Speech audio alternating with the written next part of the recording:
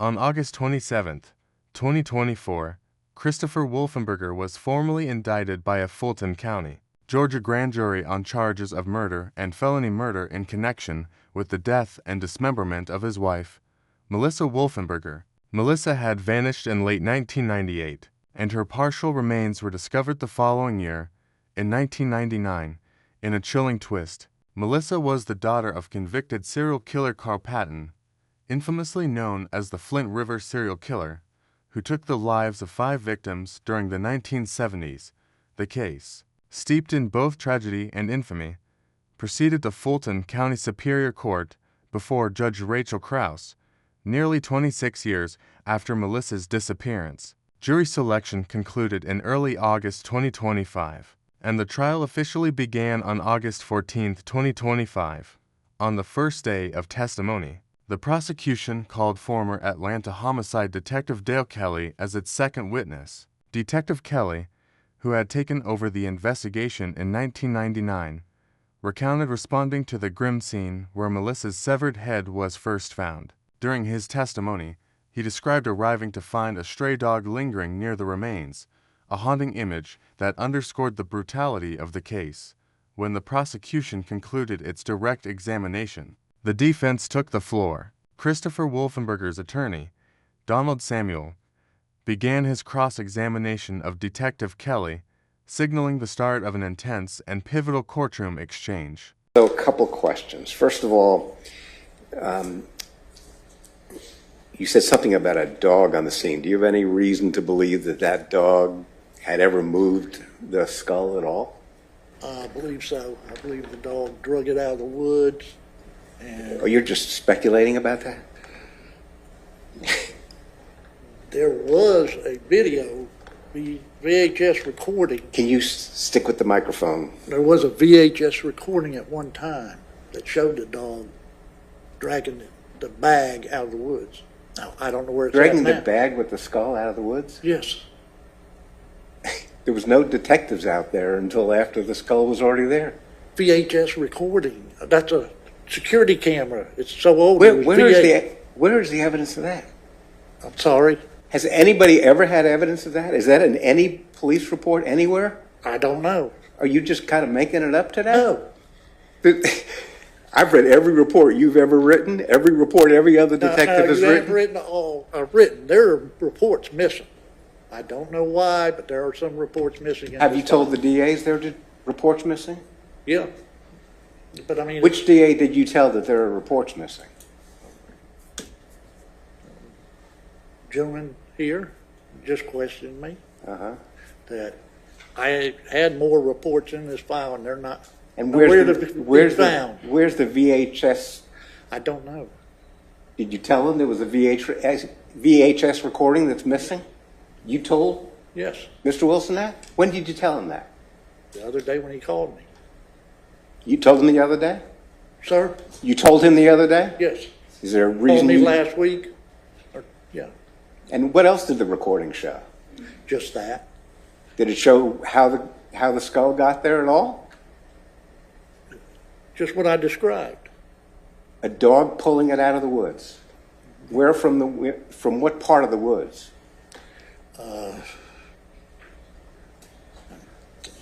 Well, it's not in your report, you know that. I'm telling you, I have reports missing out of this file. This is not my whole file. Take your time.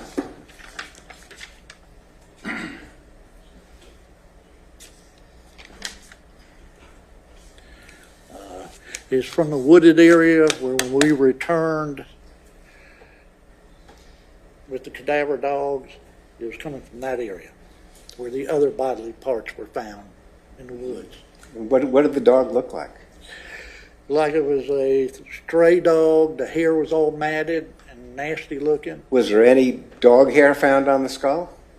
I don't know. Was there any testing done of the skull to show that a dog had moved it? I don't know how you do that because remember the black plastic bag? It was ripped open. The dog was toting the bag and it fell out. And you saw a video of that? Yes. What did you do with the video? It was put in evidence. Your Honor, I think we need to take a break and talk to the district attorney's office for a moment here. Okay.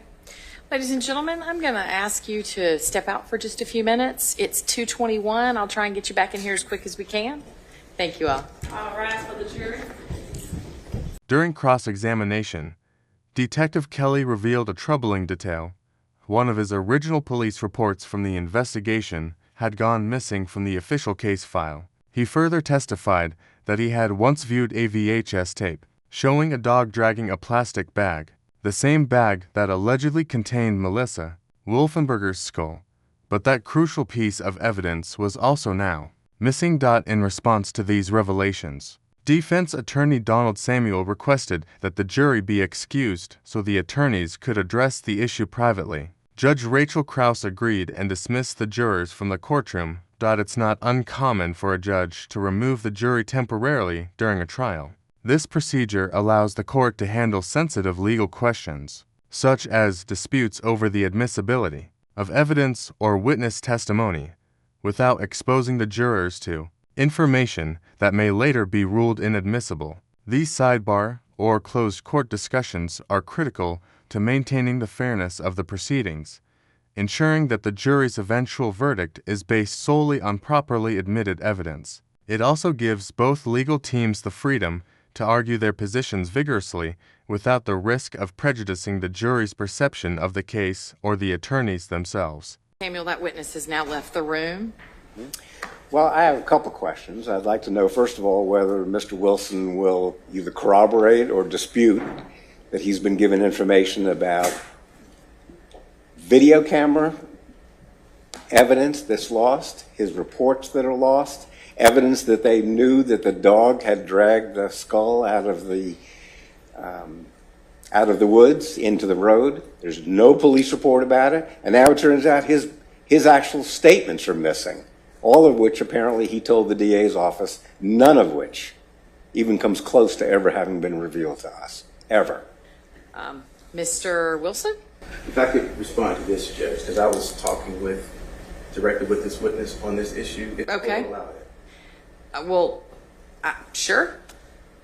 All right. I do have information about the comment about the dog from this witness. We were not able to locate the video. I didn't know there was a video of that description until I had that discussion with this witness. The detectives, Shepard, suspected that there was a dog or dogs in the area that may have carried the head out from the wooded area to the street where it was located. That's been his theory since the beginning of the case. Right, but inferring that from the presence of a dog that Mr. McEachern testified to is different than we recovered some sort of surveillance video that showed it, but then we lost it. Sure, and that was never intended to be introduced into evidence by the state. That's why it wasn't elicited during direct. We had a video cassette. We had several small mini cassettes. At the beginning, before the case was indicted, those were submitted to a company in the cab, and they were transferred over to a thumb drive, which was submitted in discovery. And they're labeled as such, converted VHS. It's in discovery.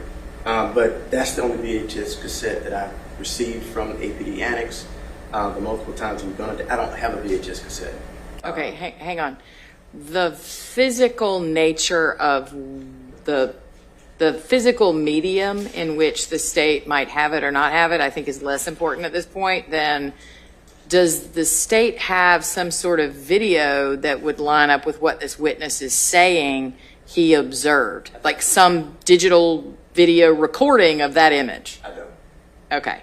And so the videos that you're saying you were aware of that were reduced by a private company to a flash drive or something and were produced in discovery, what are those? Those are all statements. Witness interviews, Okay.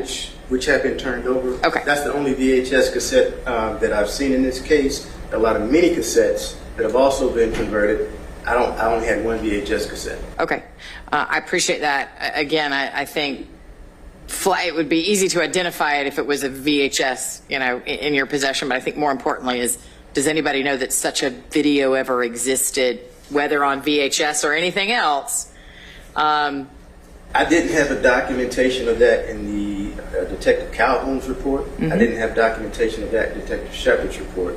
And I didn't see any reports that Detective Kelly had written that elicited that information. And of course, all the reports that I have from Detective Kelly appeared to be complete. Okay. I had no reason to believe they weren't. But, so like I said, I never intended that this information would come in because I didn't have a way to authenticate it. Other than that detective testimony, I knew that wouldn't have been permissible to elicit it. He had just him testifying to it. Okay. I never intended for that to come out. Mr. Samuel? I think the answer to your first question is,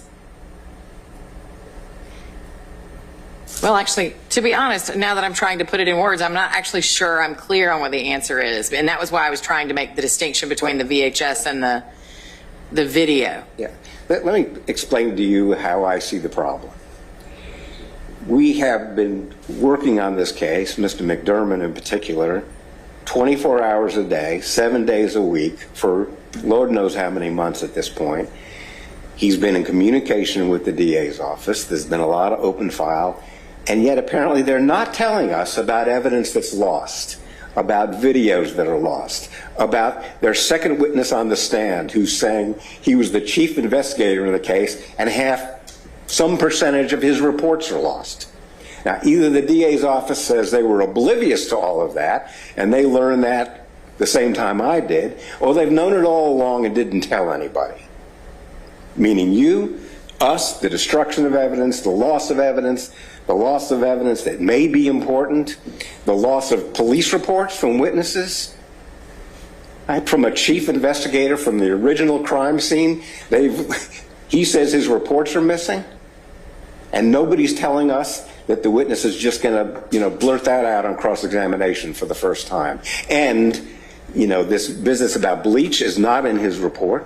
There's references to bleach in the report, but according to the crime lab that we interviewed, it had nothing to do with bleach in the bags. It was bleach that was done by the crime lab to clean the bones. And that's a matter for cross-examination?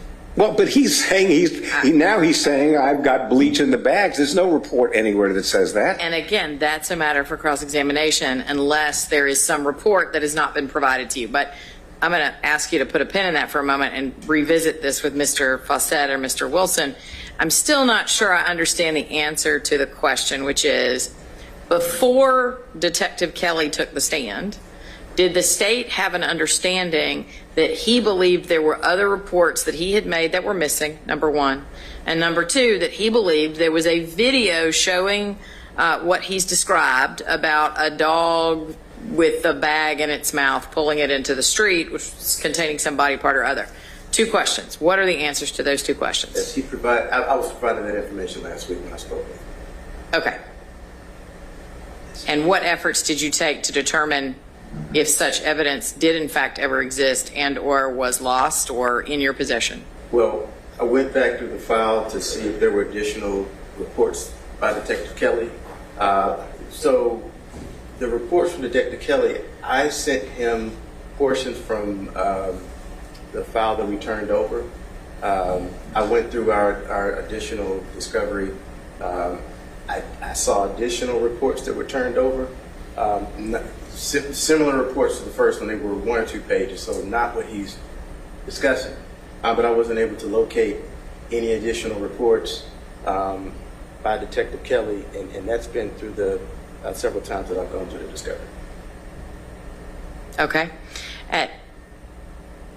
Okay, so you were aware that Detective Kelly believed that there were other reports that were not in your file? That was last week, yes. Okay, but I understand you only became aware of it last week, but you did become aware of it at some point? That's correct. And what about the second question, which is, were you aware that Detective Kelly believed there was some sort of surveillance video that had been recorded at the time that reflected what he's described? Yeah, that's the same conversation. Okay. Week, yes. And did you disclose, and I'm not implying here that you were obligated to. We can have that conversation in a moment.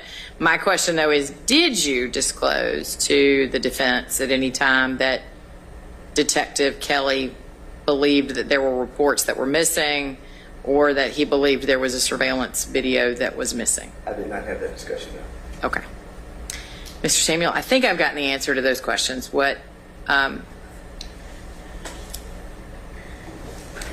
Go ahead. Well, I have the same. The first question says, why would you not disclose that to the defense? That we're going to put a witness on the stand who, in essence, is going to ambush you on cross-examination because you think, defense counsel, you have all of his reports. We know you don't. So if you cross-examine him, you're going to find out that he's going to say, oh, that's absolutely true. I have got additional reports. They just were never given to you. What obligation does he have to disclose to you? The prosecution has an obligation to report missing evidence, right? A VHS camera. He can't just say, it's missing, so I'm just not going to bother asking questions about it on direct examination and let the defense attorneys walk into a trap where the witness can say, oh yeah, what other videotapes are missing? Do they have a videotape of the crime being committed they haven't told us about that was lost? I mean, this is somewhat not the most important thing in the case, whether the skull was dragged out of the woods or wherever it came from. I'm just very concerned if by witness number 2 we're discovering that the prosecution knows there's missing evidence, missing surveillance cameras, missing police reports. They know that that's true, and they're not even telling us about it. It's bad enough that they're missing, which is understandable after 20 years to some extent. It's not understandable why they wouldn't tell us. So the question then, Mr. Samuel, is what relief would you have the court give you in light of the fact that it wasn't disclosed to you? Is that not something that you can remedy on cross-examination and with this witness and argument? I have no idea what he's going to say because I have no idea what this witness is going to say that hasn't been disclosed to us. The whole point of discovery in a criminal case is you give us your witness statements. Now it turns out he knows a lot more about this case. I understand that they know, the prosecution knows. My question was, what remedy would you have me fashion to address this issue if I agree with you that this is a problem? Is it go talk to the detective and figure out what he's going to say before you have to cross-examine him in front of the jury? I was actually going to suggest that you tell the jury, disregard the witness's statement as of now. At some point later in the trial, if they want to bring him back after disclosing to us the statements he gave to them that's missing from what they gave to us, if there's something more than the VHS, something more about the bleach, something more about whatever I haven't, stumbled upon yet. When a witness talks to them, that's a witness statement also that hasn't been turned over to us. Not just the witness statement that's lost, but what he told them last week is a witness statement that hasn't been disclosed to us. You can't interview a witness, find out relatively important information and say, I'm not going to put it in writing, so the defense attorney's never going to learn about it. Understand. Thank you, Mr. I would ask that the witness you tell the jury not to pay attention to what the witness has testified to, and we'll bring him back later in the trial if appropriate. Thank you, Mr. Samuel. After the prosecution does what it's